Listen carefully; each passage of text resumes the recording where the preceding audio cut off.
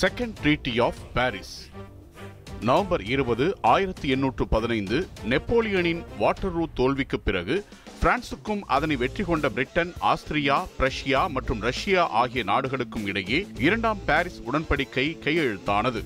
Napoleon Bonaparte முதன்முறையாக தோற்கடிக்கப்பட்டு நாடு கடத்தப்பட்ட பிறகு 1814 மே மாதத்தில் ஒப்பீட்டளவில் மென்மையான முதல் பாரிஸ் உடன்படிக்கை கையெழுத்தானது. கூட்டணி நாடுகள் நெப்போலியனின் சகாப்தத்தை முடிவுக்கு கொண்டு வருவதில் மட்டுமே கவனம் செலுத்தின. பிரான்சை அவமானப்படுத்தவில்லை. பிரான்ஸ் போரில் இழந்த பகுதிகளை தக்க வைத்துக் கொள்ள அனுமதிக்கப்பட்டது. ஆனால் 1815 முற்பகுதியில் நெப்போலியன் எல்பா தீவிலிருந்து தப்பி வந்து மீண்டும் அதிகாரத்தை கைப்பற்றினார். இது 100 நாட்கள் ஆட்சி என அழைக்கப்பட்டது. இதையடுத்து ஜூன் 1815 வாட்டர்லூ போரில் நெப்போலியன் இறுதியாக தோற்கடிக்கப்பட்டார். கூட்டணி நாடுகள் இந்த முறை பிரான்சுக்கு மிக கடுமையான நிபந்தனைகளை விதிக்க முடிவு செய்தன. இரண்டாம் உடன்படிக்கையின்படி பிரான்சின் எல்லைகள் 1790ஆம் ஆண்டின் நிலைக்கே திரும்ப கொண்டு செல்லப்பட்டன.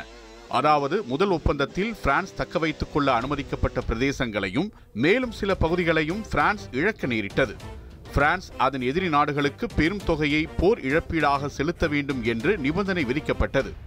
இந்த தொகை 700 மில்லியன் பிராங்குகள் என நிர்ணயம் செய்யப்பட்டது. அமைதி மற்றும் மன்னராட்சியின் நிலைத்தன்மையை உறுதிப்படுத்துவதற்காக பிரிட்டன், ஆஸ்திரியா, பிரஷ்யா, ரஷ்யா ஆகிய நாடுகளின் கூட்டணி படைகள் பிரான்சின் முக்கியத்துவம் வாய்ந்த பகுதிகளில் 5 ஆண்டுகள் வரை தொடர்ந்து ஆக்கிரமிப்பு படைகளாக நிலைநிறுத்தப்படும் என்று அறிவிக்கப்பட்டது.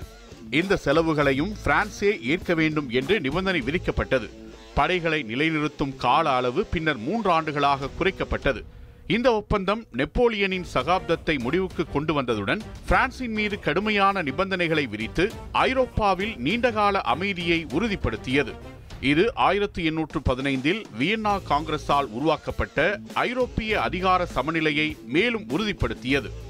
இந்த ஒப்பந்தம் பிரான்சை ஐரோப்பாவின் ஆக்கிரமிப்பு சக்தியாக அல்லாமல் சாதாரண நிலைக்கு கொண்டு வர உதவியது.